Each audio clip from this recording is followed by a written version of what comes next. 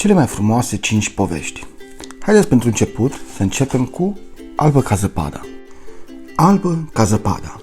A fost odată o împărăteasă frumoasă, care, în timp ce cosea la o fereastră, s-a înțepat la deget.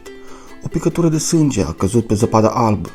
Văzând ce frumos era roșu pe albul zăpezii, și-a dorit o fetiță cu fața albă ca zăpada, obrajii roșii ca sângele și părul negru ca banosul.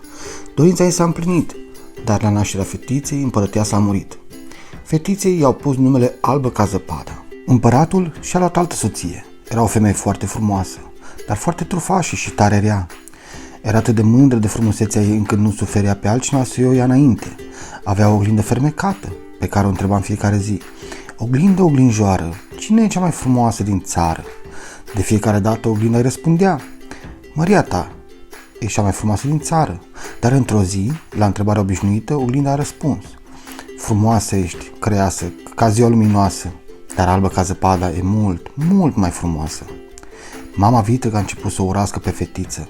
Într-o zi a chemat vânătorul și i-a poruncit: ia fata asta, du-o în pădure și omoară, că nu mai pot să o văd în fața ochilor. Drept dovadă să-mi aduci inima ei. Vânătorul a dus fetița în pădure, dar când a văzut-o atât de frumoasă și de gingașă, nu a putut să o omoare. I-a spus: du-te, fetiță, fugi, unde vedea cu ochii și să nu te mai întorci la palat. Apoi a vânat un porc mistreț, i-a scos inima și a dus-o împărătesei. Albă ca zăpada a rămas singură în pădure. Era înspăimântată. Îi se părea că după fiecare copac o privesc ochi de jar ai vreunui animal. În sfârșit, a început să alerge. La fiecare pas se împiedica, rochia ei se agăța de crengi, dar nu se oprea. A mers prin pădure până a ajuns la o căsuță mititică.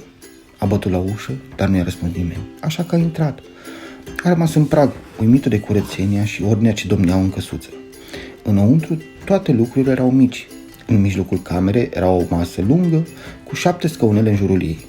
Pe masă erau 7 farfurioare cu mâncare și 7 cănițe. Pentru că era foame, a gustat câte puțin din fiecare farfurioară. A băut câte o gură de apă din fiecare căniță. Apoi s-a dus și s-a culcat într-unul din cele 7 pătuțuri. Seara au venit stăpânii casei. Erau cei 7 pitici care căutau aur în adâncul munților.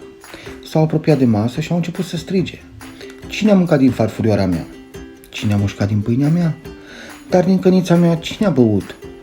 Au ajuns apoi în dormitor, iar piticul cel mare s-a mirat: cine a dormit în pătuțul meu? Și în al meu a dormit cineva, și în al meu, și în al meu, au strigat toți ceilalți pitici. Deodată, piticul cel mic i-a chemat: veniți aici, uitați-vă! Când au văzut fetița atât de gingașă și de frumoasă, i-au spus că să rămână la ei și să-i ajute în gospodărie, iar Albă ca zăpada a rămas cu dragă inimă. Auzind povestea ei, piticii au sfătuit-o să nu deschidă niciodată nimănui ușa, pentru că mama vitregă va afla că trăiește și o voia să o omoare. A doua zi, piticii au plecat la lucru. Aflând de la oglindă că Albă ca zăpada trăiește, împărăteasa cea rea s-a îmbrăcat în negustoreasă, a venit la casa piticilor și i-a dat fetei o centură, cu care a strâns-o atât de tare încât fata și-a pierdut răsuflarea. Dar piticii au salvat-o. Ajuns acasă, împărăteasa și-a întrebat oglinda: oglindă, oglinjoară, cine e cea mai frumoasă din țară? Când oglinda a răspuns că Albă ca zăpada este cea mai frumoasă, împărăteasa s-a înverzit de furie. S-a îmbrăcat din nou în negustorioasă și a oferit Albei ca zăpada un pieptene otrăvit. De cum l-a pus în păr, fata a căzut jos ca moartă, dar piticii au izbutit și de această dată s-o învie.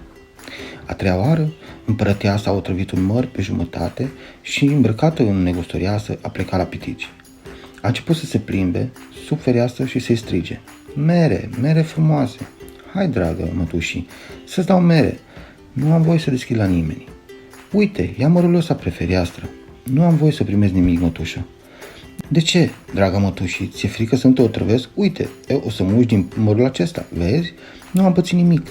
Atunci, Albă ca zăpada a luat mărul, a mușcat din partea roșie și imediat a căzut jos, moartă. Împărăteasa a început să râdă: așa, să vedem cum te mai învie piticii.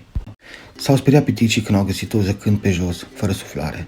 Au căutat o cingătoare sau un pieptene, crezând că împărăteasa a folosit aceleași tertipuri, dar nu au găsit nimic. De data aceasta, piticii nu au putut să o mai învie. Au plâns-o și au jelit-o 3 zile. Când a fost să o îngroape, le-a fost milă de frumusețea ei și nu au putut. Fata părea că doarme. în obraj, avea aceeași bujor dintotdeauna. De aceea au pus-o într-o raclă de sticlă și a urcat într-un vârf de munte. În fiecare zi rămânea câte un pitic să o păzească.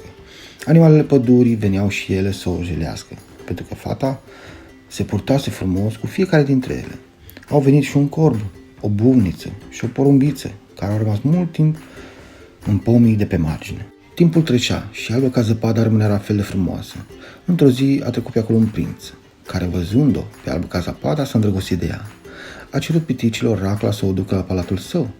Dați-mi-o mie, dragii mei pitici, o voi așeza în cel mai frumos loc din palat și nu voi trece nicio zi fără să o văd.